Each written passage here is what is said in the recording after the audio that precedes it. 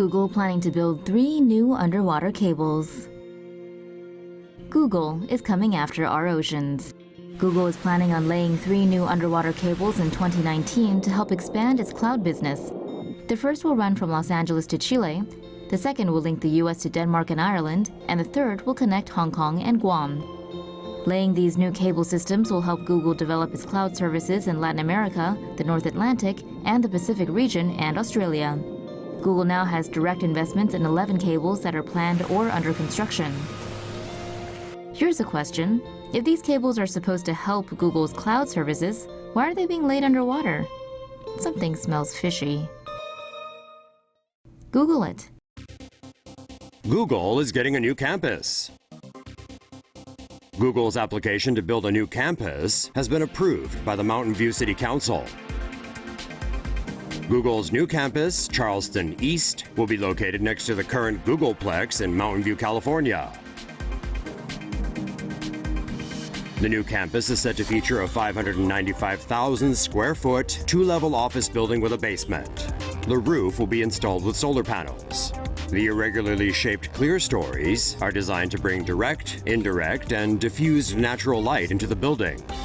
The glass is equipped with automated shading devices that allow localized daylighting control. The ground floor of the building is open to the public, with a pedestrian pathway cutting through the building.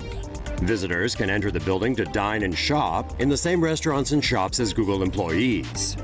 The new campus will also feature a plaza for the public to relax and enjoy performances. The second floor of the building will be used as office space for Google employees. The new building reportedly will hold up to 2,700 staff members. It's expected to be completed in late 2019. Google is watching. Google has been collecting location data on Android phones even when the location services are disabled. Excuse me? Since January, all Android devices, even with location services disabled, have been sending cell tower addresses to Google. Devices with cellular data or Wi-Fi connection appear to send data each time they were in range of a new cell tower. Android devices without a SIM card but connected to a Wi-Fi network would still send tower addresses to Google. With user location data, cell towers could be used to triangulate location to around a quarter-of-a-mile radius, and even closer in urban areas where cell towers are closer together. According to a Google spokesperson, the data was not used or stored, and that the company was taking steps to stop the practice by the end of November. Google's new Silicon Valley campus. The Big G is aiming to build a Silicon Valley hive mind like no other. Google has proposed to build a new complex on land of the former Onizuka U.S. Air Force Base in Sunnyvale, California, for $21 million. If approved, the company will construct new offices that will include 2 large buildings. Google says the new premises could house 4,500 employees. According to San Jose newspaper, the Mercury News, one of these buildings will be 5 stories high. Concept designs illustrate how the office design incorporates floor-to-floor, inclining slopes. The Mercury News reports this will allow workers to get from floor to floor via walking, cycling, or rollerblading. Guess the architects forgot to Google stairs, huh? The project is called Caribbean after one of the avenues the offices are built along. If their proposals get the go-ahead, Google says workers would be in the buildings by 2021 at the earliest. Lawsuit claims Google employees block conservative staff members. Googlers detest working with white conservative dudes.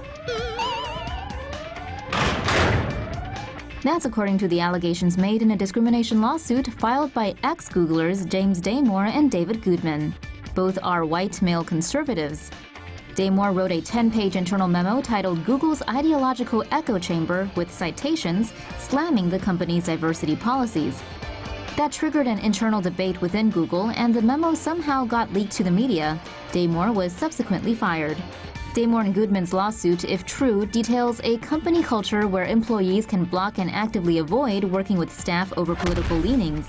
It also claims Googlers created a blacklist of big conservative media dudes not allowed on Google property.